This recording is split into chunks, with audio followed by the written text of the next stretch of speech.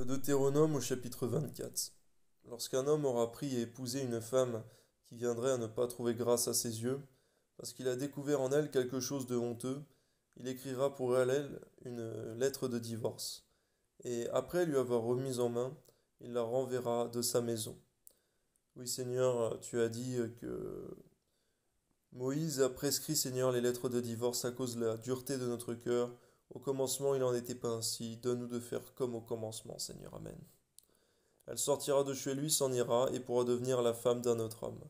Si ce dernier homme la prend en aversion, écrit pour elle une lettre de divorce, et après lui avoir remise en main, la renvoie de sa maison, ou bien si ce dernier homme qui l'a prise pour sa femme vient à mourir, alors le premier mari qui l'avait renvoyée ne pourra pas la reprendre pour femme après qu'elle a été souillée, car c'est une abomination devant l'Éternel, et tu ne chargeras point, ne te chargeras point de péché le pays que l'Éternel ton Dieu te donne pour héritage.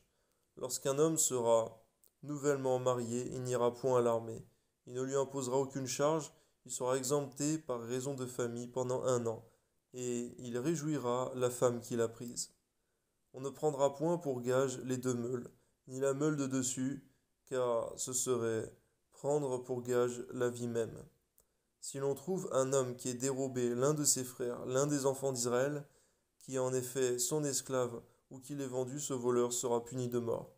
Tu ôteras ainsi le mal du milieu de toi. Prends garde à la plaie de la lèpre, afin de bien observer et de faire tout ce que vous enseigneront les sacrificateurs, les Lévites. Vous aurez soin d'agir d'après les ordres que je leur ai donnés. Souviens-toi de ce que l'Éternel ton Dieu fit à Marie pendant la route, lors de votre sortie d'Égypte. Si tu fais à ton prochain un prêt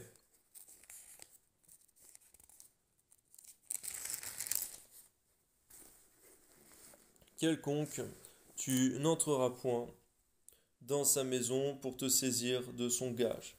Tu resteras dehors, et celui à qui tu as fait le prêt t'apportera le gage dehors.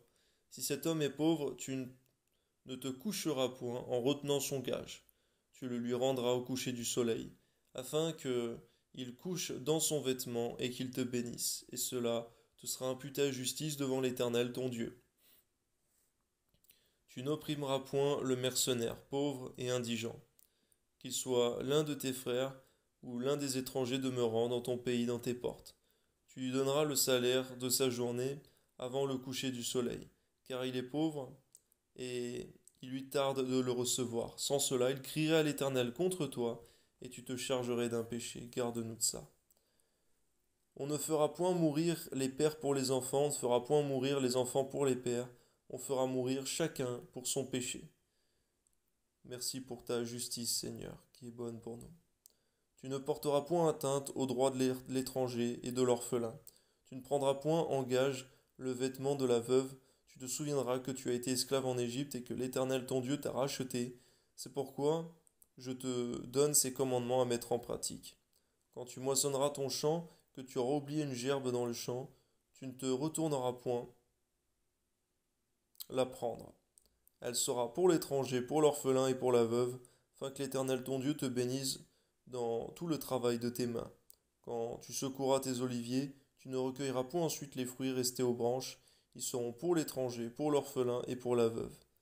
Merci parce que tu fais toutes choses parfaites, Seigneur.